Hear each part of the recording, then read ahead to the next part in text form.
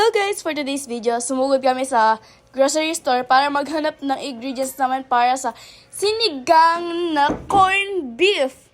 Tingnan nyo, yung talbos at okra bibili kami. Wala kasi silang kamatis dyan, so wala talaga kami nabili. The okra is about, sili labuyo na lang ang bill ng video. 62 pesos yung sili labuyo. Hindi siya labuyo. Siling madagol.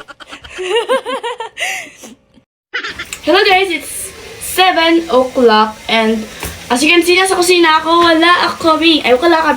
Wala kaming ulam right now. Magluluto tayo ng sinigang na corned beef. Ayan. I know it might sound weird at first, pero tara, gawin na natin. Yan, maglalagay tayo ng isang kutsarang, isang kutsara na ayan Yan, dagdagan natin kasi parang nagkulang yung linagay ko. Yan. As you can see pala guys, first timer kung makita to. Ito. Masyadong malakas. First timer namin gagawin to kasi nakikiusa lang kami. Nakita ko lang to sa kanina, FYP ko. Hindi ko na tatanggalin. And then the gulay. Tatanggalin ko yung water niya, syempre.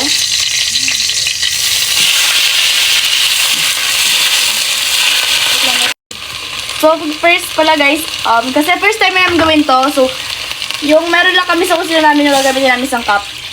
Wala kaming kamatis at labanos. Ayan kulang-kulang yung mga ingredients namin, yung nasa kusina lang namin yung gagamitin. Nag-crave lang kami ng sabaw. Tapos dumaan to sa FYP ko, so why not give it a try? Ayan ini-stir ko siya kahit alam kong sabaw yan. Ayan, kumukulo-kulo na yung gulay guys at lalagyan pala natin ng sinigang mix. Kalahati lang daw, sabi ni Mudra. Kalahati na ba yan? Di sure ni ate girls nyo, pero sige pa. Okay. Pala guys, di ko alam yung lasa nito, so mamaya na natin i-judge kung anong lalasahin niya. Haluin ko kaya? Di ko alam yung ginagawa ko sa dito. Nabubulol na ako guys. Tapos sige. Ayan, lalagyan na natin yung corned beef. As you can see, it's corned beef talaga. Kukunin natin lahat. Whippy. Yan na lahat ng corned beef. Lagay ko na silang lahat. Sana masarap to guys kasi kung hindi, sayang yung ingredients. Okay. We will put betchin guys. Curry tack. See that? Hindi pa luto. Ito pala pates, pampalasa. Uy! First time din pala talaga namin lutuin to. So, kaming lahat, wala pa nakakatikim nito.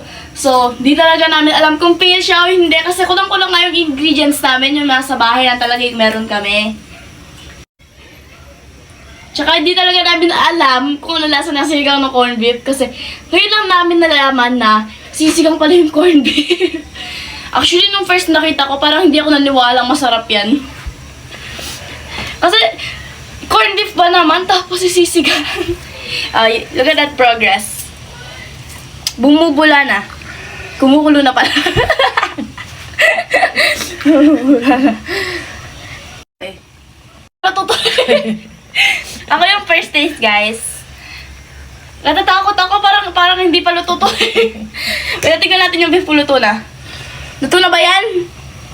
Natatakot ako Baka hindi pa luto to, tas try natin lagyan ng garlic powder, pampalasa. Hindi ko alam kung anong ginagawa ko dito. Lalagyan na lang kung ano-ano kasi pwede na? Kaya pa. Okay. Yippee. Ito na guys, dalang awaited sinigang na corned beef. Siya ba muna yung kakainin ko? Natatakot pa rin ako. Wait lang. Shebel. Napalakas yung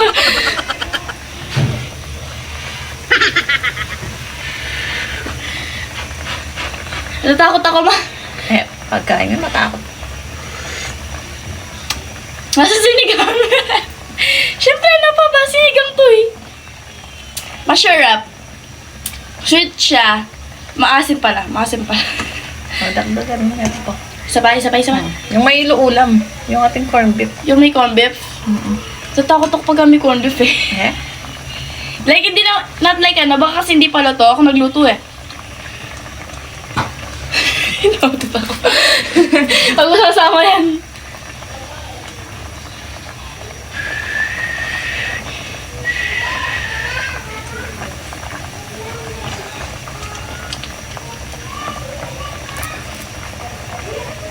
Iwalan ko luto pa to.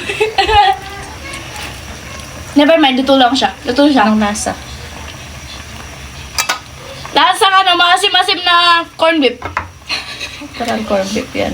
Corned beef na parang maasim-asim, ganun. Ganun yung lasa niya. Sinigang. O, tingnan na guys, pasaysin ang alam niya. Lasa na. Ako sinagluto yun ah. Tatang. 3 kg.